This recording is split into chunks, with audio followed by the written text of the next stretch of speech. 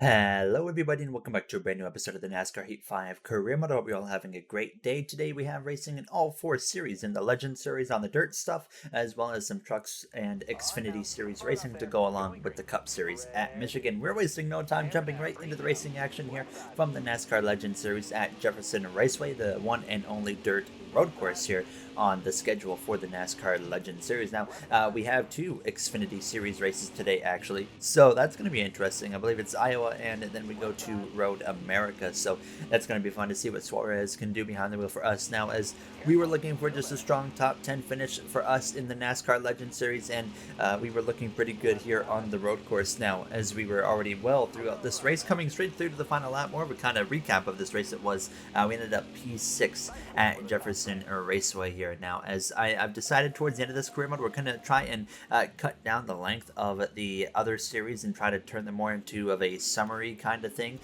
to just see the start, the finish, what happened and whatnot. So there you saw the finishing order for these series here, or the NASCAR Legend Series at Jefferson Raceway, as we jump through into the Truck Series, where we had community member Cam Orant behind the wheel for us here at Eldora. Now, as we are once again on the dirt here in the Truck Series now for the Eldora Dirt Derby. So fortunately, Cam got up into second place in these opening laps, but unfortunately, that was as far as he would get. He got stuck behind Gracie Trotter in the number 45 truck out of turn 2 now on the final lap down the back straightaway towards turns 3 and 4, and it's going to be Gracie Trotter for the first time in her Truck Series career coming through to pick up the victory in Eldora. Second place for us there with Cam Orant behind the wheel there, but a strong result nonetheless for us in the truck there as we get a runner-up finish. So we've won Eldora before, just one spot short today as he just couldn't put the fight to that number 45 truck. Now, as you see the rest of the finishing results now, as we're going to jump through into the two Xfinity Series races with Daniel Suarez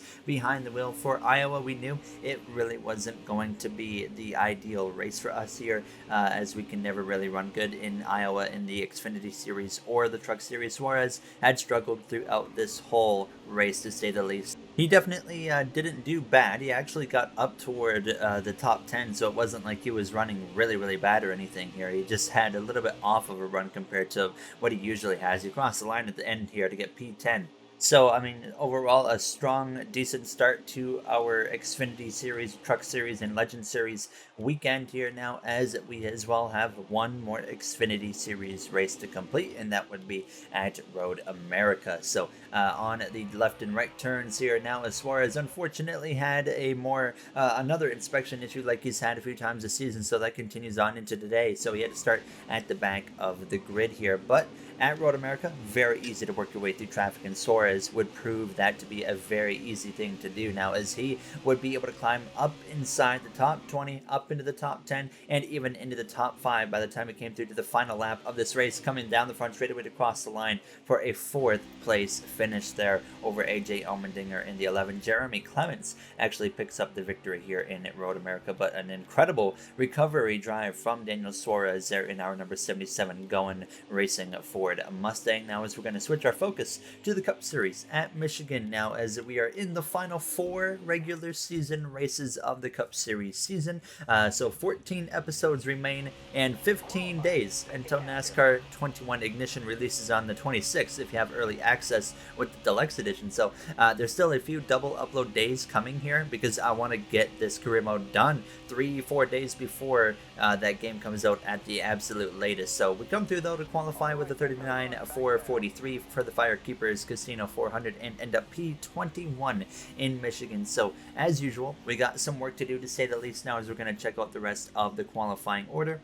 At the very bottom there of the top 30, I think you saw the number 24 of William Byron, Timmy Hill there in 40th place. John Hunter Nemechek rounds out the top 30, I should say.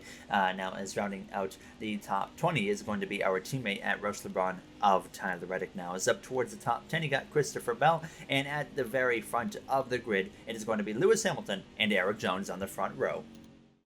We usually run pretty good here in Michigan, so let's see if we can get a top 10. Sounds like a plan to me. I mean, we've been carrying some good momentum lately, so let's make it happen.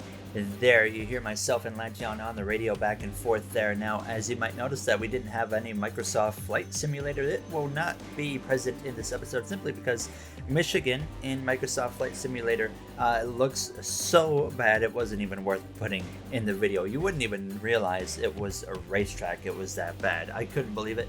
And I remember I had that back earlier in the career mode when I brought Microsoft Flight Simulator, and Michigan looked unbelievably bad. So no Microsoft Flight Simulator for this episode, but hopefully it'll be back in the next one when we go to our home track in Canada now, as we are underway from Michigan International Speedway. So these next two races are what are the two tracks closest to me actually here, as I am, as you guys know, Canadian, and obviously Canadian Tire Motorsports Park, a very short drive for myself, and then Michigan is only about, I think, 3 to 4 hours away from me as well. So definitely cool to be at these close tracks back to back here now, as New Hampshire, I mean, isn't even terribly far away, and that's coming up soon. And then Watkins Glen, of course, is actually about the same distance between it is to get from here to Michigan. So there's a bunch of tracks right in my vicinity that I could definitely make it to someday if I wanted to, and definitely would love to make a trip to maybe go to Watkins Glen, maybe go to Michigan or something like that now at some point now, and next year certainly would be cool. Here's you see us 3 wide in the middle here at the end of the first lap of this race. Lewis Hamilton out in front. Lewis has been on a bit of a dry spell lately here in terms of getting not only race wins but stage wins. He's kind of quieted down a little bit here, but he was leading in the opening laps, of course, but Eric Jones would actually get past him on the end of this second lap out of turn 4. So Jones up into the front spot there for that McLaren Racing Team. 2 wins on the season so far for Eric Jones there. So he's trying to pick up a third today now as he would get past our rival of Joey Logano. We just continue moving our way forward. So got up into 16th place behind the number 60 of Tyler Reddick as we went down into turn 3. Definitely showing some good speed, I felt like, in this number 6 car here today as we were continuing to move our way forward side by side with the number 2 of Ryan Preece down this front stretch now, as of course we picked up our second win of the season. As you guys know, in the last episode in Watkins Glen, we got a little bit physical with Todd Gilliland right at the end of that race on the very final lap, very last corner. We punted him, got him sideways, and now, speaking of sideways, we have a car around in a huge accident there. The 16 hit the catch fence. He got launched off of, I'm not sure who it was, and Kaz Gralla has had a massive accident out of nowhere in the opening laps of this race that happened right in front of us. Here's my POV here through the full length of this accident. You see the 16 loses a tire, goes around into the wall. Larson got a piece of him. I think it was the 19 of Harrison Burton that launched him into the catch fence. Now, nobody came into the pit lane, so everybody would stay out. We would get ready to go back green here on the outside in the 14th position. But what a massive accident. Now, as you guys would maybe expect, that would be an injury,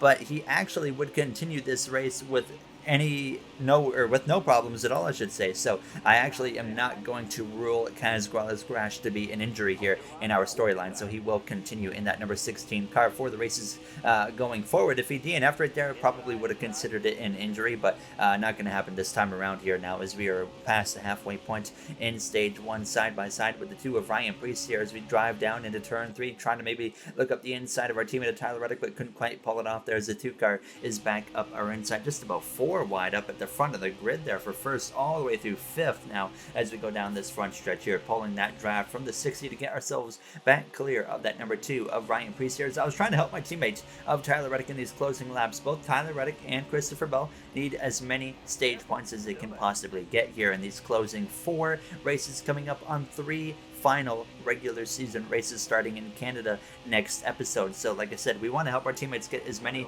stage points as possible here so they can have a fighting chance going into Daytona. Perfect case scenario, they both find their way to victory lane before Daytona, because if we go into Daytona, we'll have to look at potentially helping our teammate win a race, just like we did last season when we pushed Alex Spellman when we were at Gordon Hendrick Motorsports to victory lane. Now, unfortunately, we were pushing Tyler Reddick, but we actually lost ground after we had passed the number 5, and we come straight through to the final lap, and he was running 12th, I'm running 13th. Chase Elliott leading the way down into turn 1.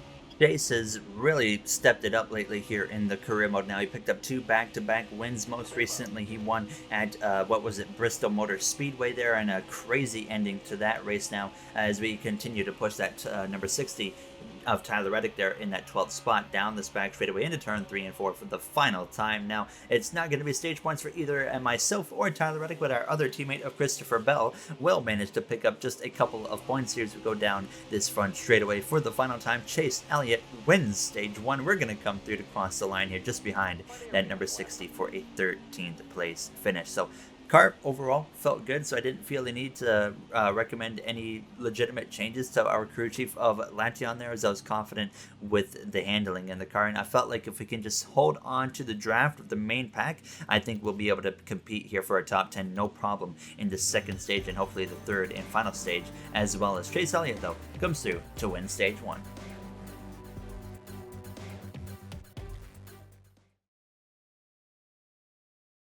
Welcome back from Michigan International Speedway. Now lost 2 spots on the pit lane here as we drop down to 15th place for the start of stage 2. That is now underway, and of course, as usual for the start of the second stage here from Michigan, it is time to get amped.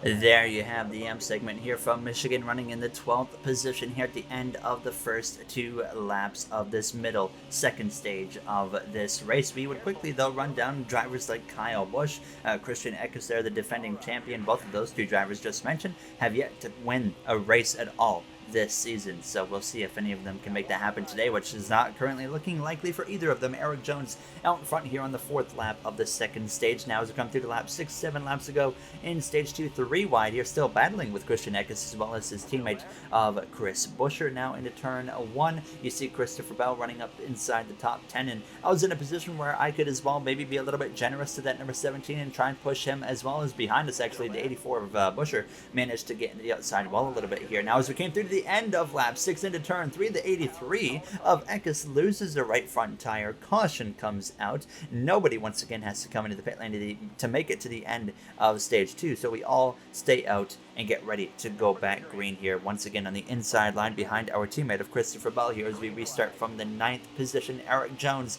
out in front with 3 laps remaining as we cross the line here in this second stage. So we definitely done a lot better of a job this time around in stage 2 compared to stage 1, and we're in position, as you can obviously tell, to get stage points. So definitely going a lot smoother here in stage 2. You look up in front of us, you got drivers like Todd Gilliland, who's probably not the biggest fan of me right now. You got Bubba Wallace 3 wide on the outside of him, as well as our teammate of Christopher Bell. But in front of them, you got the 45 of Kraus, you got Chase Elliott, you got Eric Jones, you got Lewis Hamilton, all drivers that have been very strong this season. I look at that top 4 right now. I feel like those are the 4 guys we're going to be going up against here in the playoffs if we want to win a championship now as we come through to the final lap of stage 2.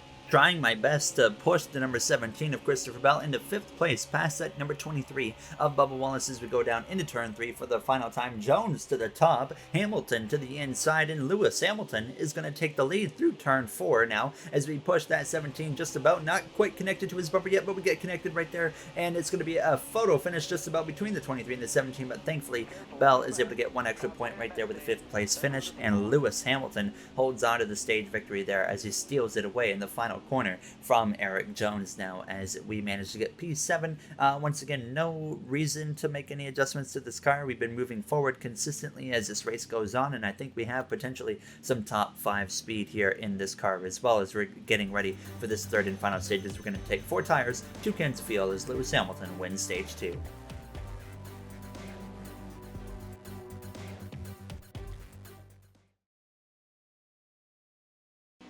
Welcome back for the start of the third and final stage from the 7th position, where we came out of the pit lane, P7. We come out in P7 here as we are back underway here for stage 3. Sam Mayer there for McLaren just behind myself, and the driver that's probably, like I said, not a fan of myself, Todd Gilliland, on my outside here as we are back underway, putting this long stretch of 18 laps under our belt now, as it's going to be certainly tough to make something happen here in terms of maybe winning this race, but I think we can maybe pull it off now, as if it stays green, it is going to require a green flag pit stop, so do be prepared for that now, as we are up to P6, passing that number 23 DoorDash Toyota Camry of Bubba Wallace now into turn 3. Lewis Hamilton out in front. He's bringing Derek Kraus with him into that second position now, but unfortunately I'm kind of struggling to pass that number 23 and get clear of Bubba Wallace here as he fights back to my outside down the front straightaway now, as we have no drafting help at the moment. And then unfortunately, by the time we come through at a turn 2 on lap 35, after still being side by side, Bubba Wallace gets clear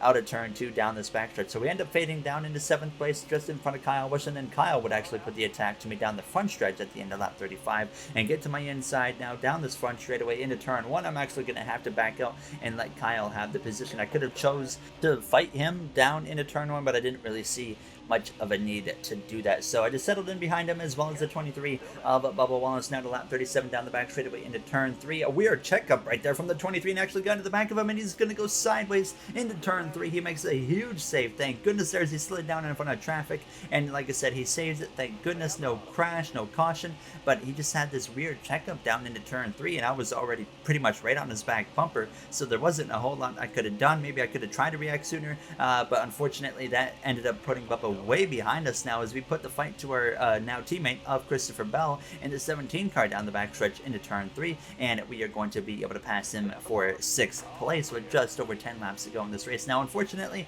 we kind of stalled out right there. I lose Kyle Busch's draft, and I just don't have enough speed to run him down. Lewis Hamilton was trying to pull away, but he actually would get passed by the 7 of Eric Jones with 6 laps to go now to lap 45. Out of turn 2, the fuel light had come on, but the caution had come out within a second of that happening, so no green flag pit stops. We're going to come into the pit lane here to take a very low amount of fuel. All we really need is a half a can to 1 can. And we've had some pit mistakes happen lately, and this is going to happen again. So I make some adjustments on the car to kind of trim it out for a short run, but I make a mistake. I wanted to make a change last second, and I didn't realize it reset to take 4 tires and 2 cans of fuel. So I end up giving up 19 positions because I was under the impression that it didn't change. I know that it resets like that. I don't know how that slipped through. That was just a silly mistake on myself, but it doesn't matter at this point. I mean, obviously we've won 2 races, we're locked into the playoffs, so it's not like that's going to hurt us a lot, but now just 3 laps to go. Eric Jones out in front, and unfortunately we give up any possibility we had of a top 5 or a potential race victory. So that was disappointing because that was my own fault.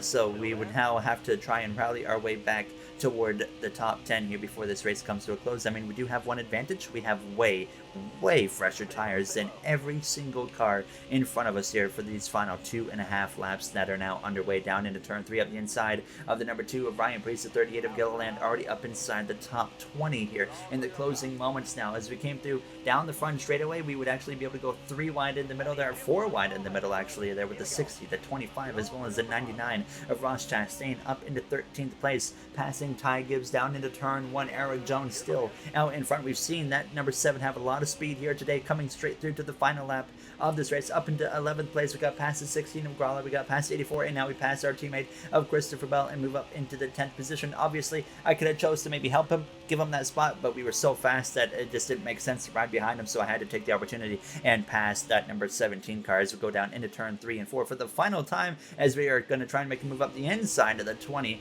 of Rajat Karuth out of turns 4. Eric Jones, Chase Elliott, your top 2, but it's going to be Eric Jones winning for the 3rd time this season in Michigan. Lewis Hamilton 3rd behind Chase Elliott as we barely beat the 20 car to the line for a 9th place finish, which in my opinion, it was a very, very good recovery, considering that about 3 laps ago we were not even in the top 20. So I was happy with that at least there, but we definitely threw a potential top 5 away, and maybe, you never know, a chance at racing for a potential victory, although that was pretty unlikely, we know now, as we see the rest of the finishing order on the screen. William Byron all the way down in P37, as we're going to check out the point standings here, of course, before we end it. In the next episode, we have NASCAR Legend Series as well as Xfinity Series and the Cup Series at my home track in Canada. Very, very excited. The Truck Series playoffs get underway in their next race, but we don't have any Truck Series in the next episode. So, like I said, excited to go to Canada there at my home track, and hopefully we can come out on top there with a race victory. Unfortunately, last season we came second place to Derek Kraus, where that was the track that he picked up his first ever Cup Series victory. So, a bunch of road racing in the next episode there, again with Xfinity as well, doing another road course race at Watkins Glen there. As you see, Christopher Bell is out by 25 points, Logano out by 32. Our other teammate of Tyler Reddick is out by 47. So Harrison Burton currently the last driver in, and it's going to be tough for both of our teammates to make it into the playoffs, but we'll see what we can do and hopefully get them in here with some help in these final 3 regular season races. Now, as I want to say thank you to the Going Racing members of MJ, Joseph 9001, Timothy Arline, Hayes Gaming, Brett Durward, Dark Gengar Gaming, AJ Vasur, Russell Dixon, Kenneth Barnett, Dana9302, Speed Demon 341, Ellis Emery, as well as Jay Fitz. I appreciate you guys' support so much once again, and I'll see you guys in the next one. Have a great day, everybody.